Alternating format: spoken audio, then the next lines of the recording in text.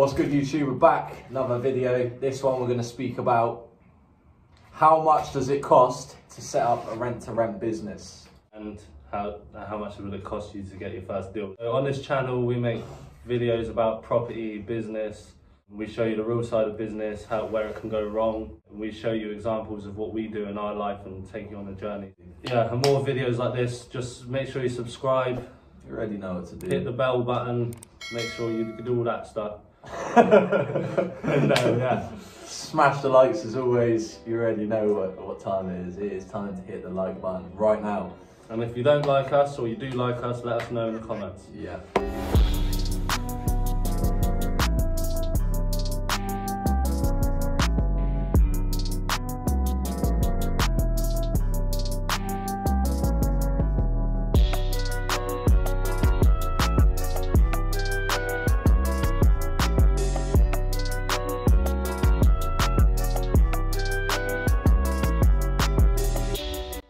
First things first, you need to be educated, you need to know what you're doing. You can't just not know what to do and then just do it. You have to literally know what you're doing. You need to decide really whether or not you want a mentor. We did have a mentor for rent-to-rent. Reason that we chose to have a mentor, regardless of how much we knew or thought we knew about rent-to-rent, it's always good to have someone there to help guide you through the process and be there to pick up the phone whenever you hit a brick wall and you're not too sure what you need to do next. All of the information you want to know about rent-to-rent and this sort of business is already online. It's all out there, it's all free content. You can just go learn it all. But the good thing about having a mentor is you can learn from their mistakes. If you come across a situation, hopefully you can just call them. It's a way of fast tracking your journey. You can either go through the route that they would have went through, and if they didn't have a mentor, and hit all the brick walls, make all of the mistakes that they've made, or you can learn from their mistakes, and it's just a way of fast tracking your journey. So after you've done the necessary training and you've got the knowledge, it's time to set up your business, your rent-to-rent business. Yeah, so setting up a business is not as hard as it sounds. It's going to cost you about it's going to cost you about £19 if you go to a website called Companies Made Simple. Make sure that you choose the one where it protects your privacy, so they'll give you a business address if you haven't actually got one. So make sure you choose that, because it's going to cost you an extra £5, but it's going to protect your address, because otherwise you're going to have to put your address on the company's house, and that will be visible for all to see forever online at any point. So if you care about your own privacy, which you should do, get that one. Plus, it makes your company look more professional because you actually have a registered company address rather than just a house. Right, so you've set up your company. Next thing you need is you need a business bank account. So I think with Companies Made Simple, they actually give you £50 cash back if you choose one of the banks with them. Yeah. I can't remember which banks there are. They're definitely Barclays, because that's who we're with. And there was another one, there's definitely another one. Yeah, so just follow the steps. Yeah, we'll leave the links to that Companies Made Simple in the description. Yeah, the description is the bit just above the comments where you're going to be dropping your comments right now. Right. So now you've got your registered business, you know what you're doing, and you've got a business bank account. Next, you need to have a professional website and professional email. What we did is we just paid someone to do it. But since then, I found out how easy it is to make a website. I'm not very good at explaining that sort of thing, so... Hi guys! Hi. Okay, so guys, you probably think that making a website is a difficult thing, because I understand the idea of making a website sounds hard, but it's not really hard at all. I made my website, it took me at least 2 to 3 hours to have it ready from start to the end. So basically the first thing I did was I had to find the hosting, which the one I use is HostGator. I think it's cheap and it's affordable, and also there's a lot of videos on tutorials on YouTube that you could use that for. I used HostGator and I paid, I think it was £3 something for it. I'm not really sure, you probably have to check for yourself, guys. Peanuts. And so with HostGator, it comes with WordPress as well. As soon as you get it, you'll be able to load in the WordPress plugin. It's so easy. All you have to do is maybe find a tutorial that does that, or if you want us to make a video on how to set a website from the start to end, we can do that for you as well. Drop it in the comments. Yeah, definitely drop it in the comments so we know that you actually want that. From HostGator, once you have that, it's time for you to get your domain. It's time for you to get your domain. Where we got ours is Namecheap. You can get it from GoDaddy or you can get it from any other website, but I prefer Namecheap because they protect you for a year for free. But with GoDaddy, you have to pay for that protection as well, and that's going to cost you, I don't know, maybe £10. I'm not sure, but with Namecheap that comes for free, so that's why I always use Namecheap.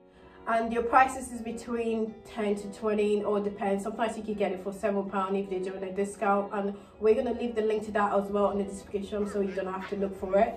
So once you've gotten your domain, I'll say go for .co.uk or go for .com. I prefer .com, so it's totally up to you guys how you want to do it. Once you've gotten that, then it's time to actually build your website. When it comes to building your website, you can either just do it through WordPress, which is a bit longer, but I like to do mine through Elementor because Elementor literally builds the website. All you have to do is download the plugin and it goes straight to your website.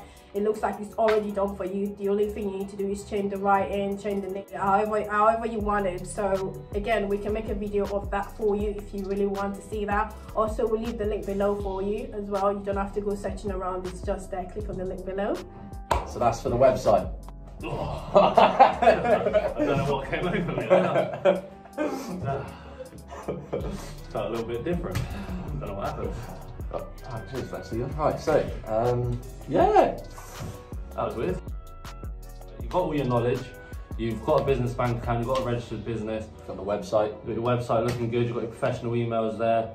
And business cards as well. Get some business cards. Some people forget to do it. They're only cheap. They're not really that important, but it also just looks good if you've got it. So just get them as well. You don't really need to pay anyone to make it look amazing. No. Just make it on something called Canva. So I'll make a link as well. Right, so you got all that. Now you need to get compliant and get the right insurances in place. Straight away, you need to register for the ICO. That's going to cost you 40 quid.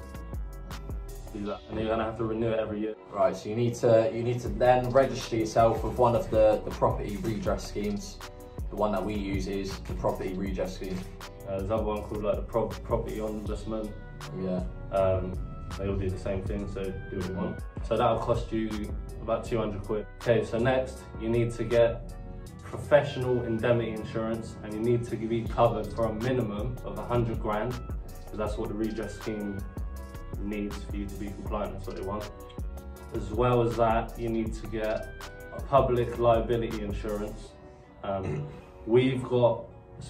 our professional indemnity insurance, we've got 100 grand's worth of cover. And for our public liability insurance, we've got £2 million worth of cover. So it sounds like big numbers and all that sort of stuff, but it only cost us, what did it cost us? £279, and that's of a company called Insurance Desk. I can't recommend them enough because we was trying to get insurance from so many different insurance people, and they just didn't understand the rent-to-rent model. They just couldn't even imagine it in their head for some reason. But Insurance Desk, they know what we're talking about. So they're the ones I'm recommending. Right, so the next one you want to register with is the NRLA, and that's going to cost you £75. Now, if you want to know what all of these things are for, all these and why you need them, yeah, insurances and things to get compliant, then I'll put a link right there. So make sure you click that. That's a further breakdown. So and we watch that video. We go into detail on why you need them, what they're for, and so on. So yeah, do that. Okay, so now you know all the stuff that you need to know. You've got your knowledge, you've got your business bank account, you've got your registered business address, you've liked our video, you've got everything, you're compliant. The next thing you need to do is go get some deals.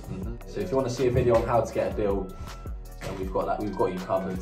We've got everything you need. Just subscribe, basically, and just do it. The cost of getting a deal is always going to be different and vary because there's so many different variables. So what we're going to do to give you a better idea of what it's going to cost is break down a deal that we've done.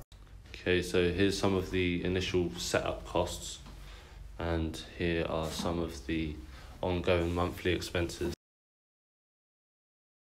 Some deals you might have to pay some of them, some deals you might not have to pay. So you might have to pay a deposit, you might have to pay agent fees if you got it through an agent. The property might not be compliant with the HMO conditions, so there might be more costs for like fire safety, or if you're not in an Article 4 area, or if you are in an Article 4 area, it could always just be different. So basically, like furniture in there, it might be already furnished, but all the furniture's dead and you need to get rid of it all and replace it. Or you might have a property where all the furniture's pretty much brand new and you don't have to replace anything. So with our first deal, there was literally all the furniture in the house was finished, like it belonged in a museum. So we had to we went to IKEA. You can, some people say, you know, to go on like, what's it called? Spock. What's it called though, when you bid?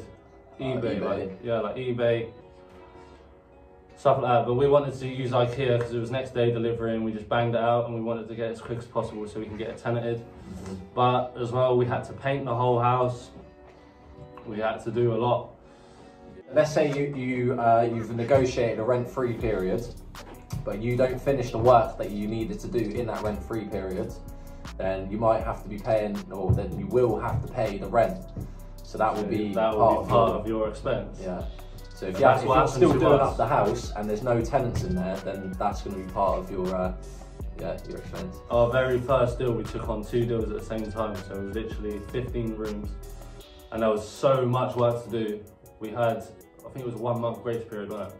Yeah, but then because the contracts took so long, it ended up being 2 weeks. Oh right, so yeah, we had a 2-week grace period, and yeah, we didn't get the work done in time, so we literally had to pay the first month's rent, which was 3,800.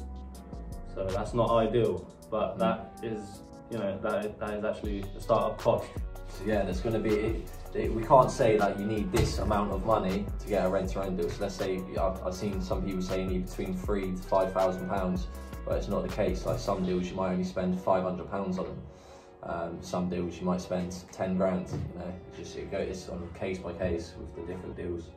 Well, what I'd say is, if you find a deal where you have to spend 10 grand, just don't do it, because it's not even your property. Like there'll be a break clause in the contract. If they just want to get rid of you after a year, you've just done up their property for free. So try and keep your costs as low as possible.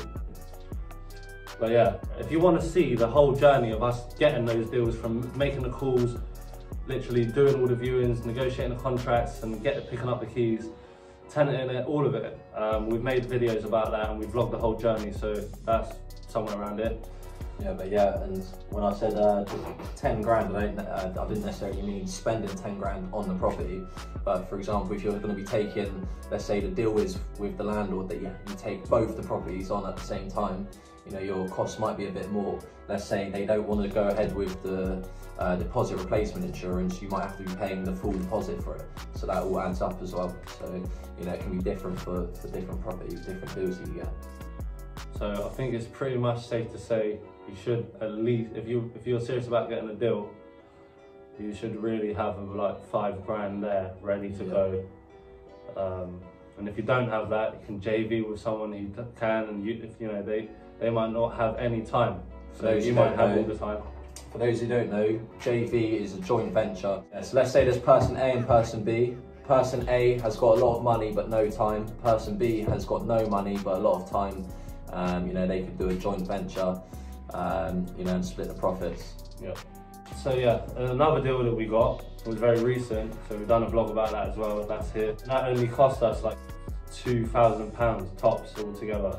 So, you know, because that was direct to the vendor, so there's a lot less expenses really. Plus, and it's easier to negotiate when you're direct to the landlord. We'll do a separate video about that in the near future.